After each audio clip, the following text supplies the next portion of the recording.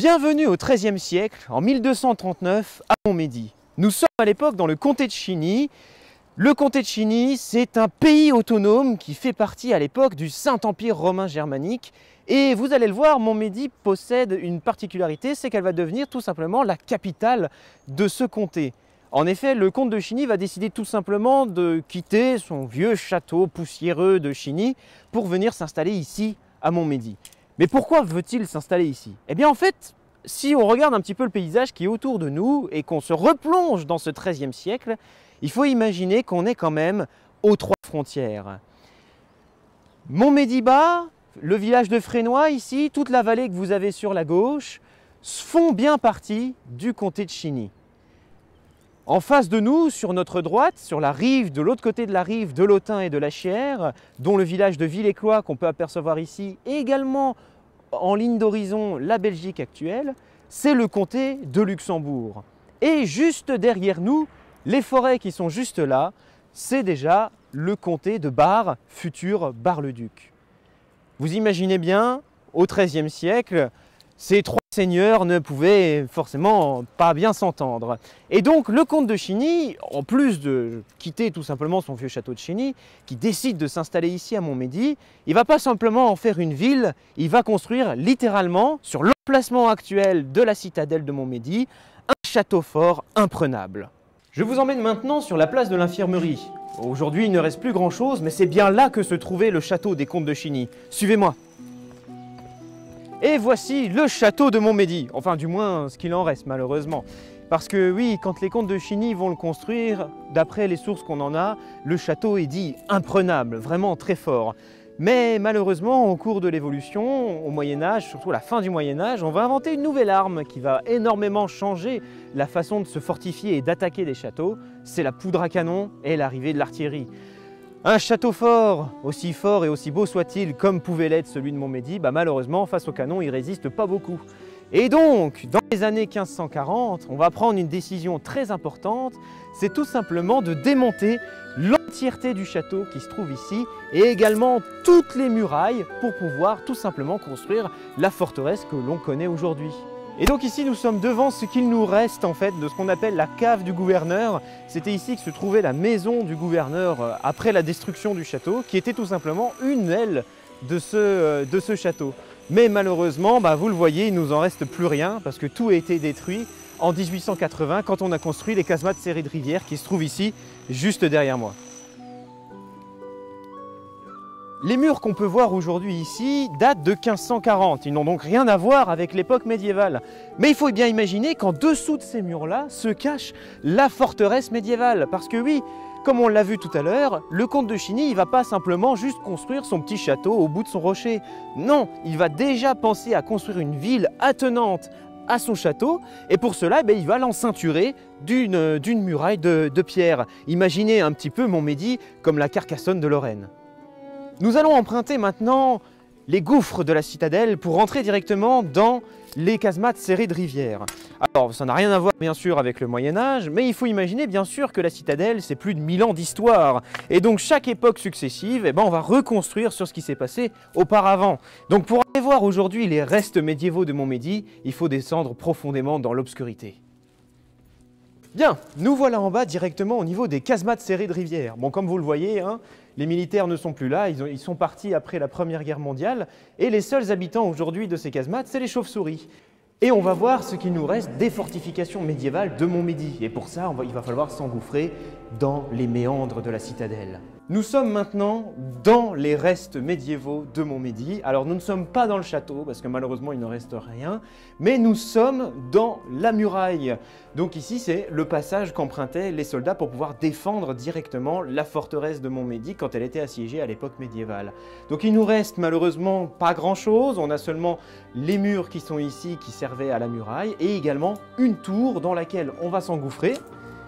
On a donc quitté la muraille principale et on rentre directement dans une des tours de garde de Montmédy à l'époque. Donc il faut avoir un peu d'imagination, mais vous voyez la pierre cylindrique qui est juste ici. En fait, c'est tout ce qui nous reste d'un escalier. Et en réalité, en contrebas, on a deux caves assez volumineuses, mais qui malheureusement n'ont jamais été fouillées et donc elles sont entièrement remblayées de terre à l'heure actuelle. Donc possiblement s'y cachent encore, pourquoi pas, des trésors médiévaux. En tout cas, c'est une partie de l'histoire de Montmédy qu'il faudra un jour ressonder. Et donc maintenant, on rentre directement dans la vraie tour médiévale. Donc on le voit, hein, les portes sont beaucoup plus petites et les pierres sont aussi beaucoup plus épaisses. Voilà, on y arrive tout doucement.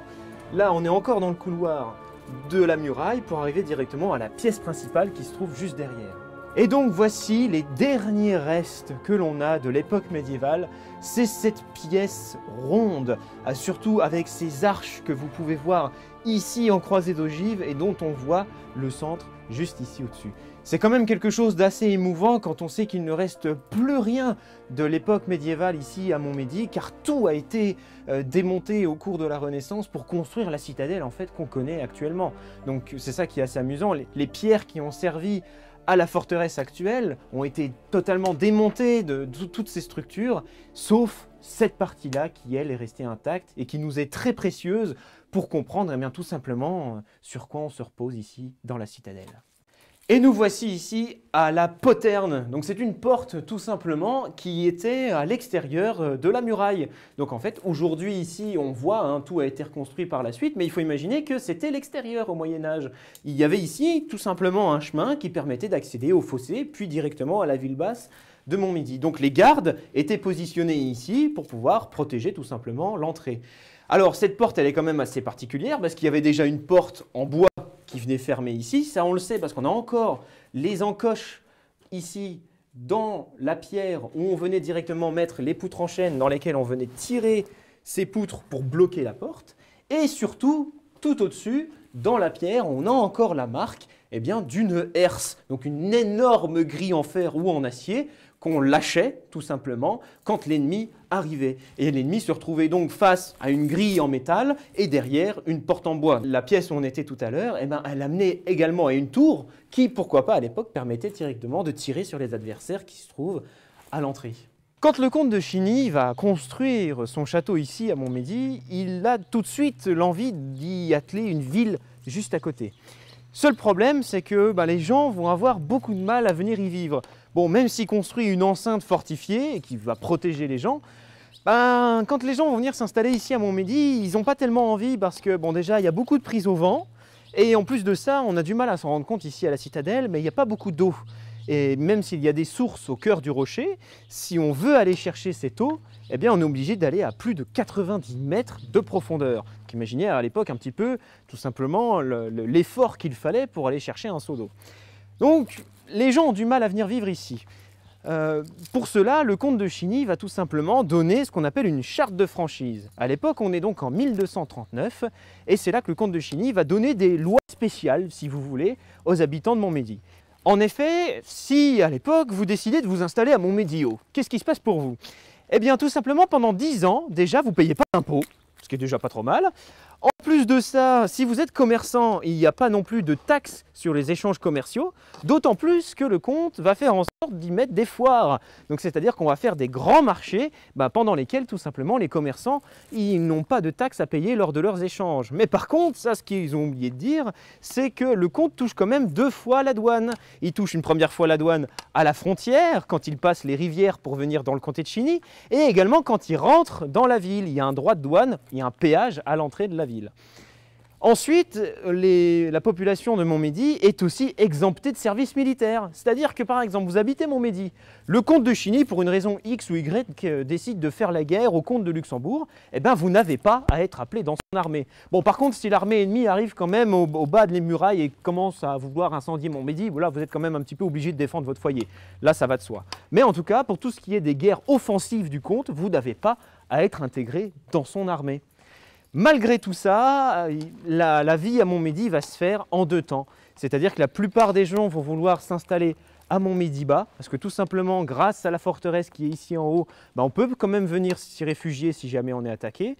On est aussi protégé du vent. Alors ça peut paraître bête dit comme ça aujourd'hui à notre époque, mais il faut imaginer que avoir une maison en pierre au Moyen-Âge, c'est quand même un luxe. Et ce n'est pas tout le monde qui peut s'offrir ce luxe. Donc si on a une petite maison en chaume à l'époque, le vent peut très bien vous la mettre par terre. Donc les gens vont vouloir préférer s'installer en bas pour se protéger du vent. On a également la rivière qui est déjà un vivier de poissons, qui permet tout simplement déjà de se nourrir et permet aussi d'avoir de l'eau potable. Et également, eh bien, toutes les sources qui coulent ici à Montmédy et venant également du village de Tivoli, eh bien, se déversent naturellement dans la ville basse. Donc les gens de la ville basse n'ont pas à se faire un chemin de 90 mètres de profondeur, soit par un puits, soit par des cavernes, pour aller tout simplement puiser l'eau pour leurs besoins quotidiens. On a bien du mal aujourd'hui à imaginer une telle histoire ici à Montmédy et de tels bâtiments au fur et à mesure des siècles.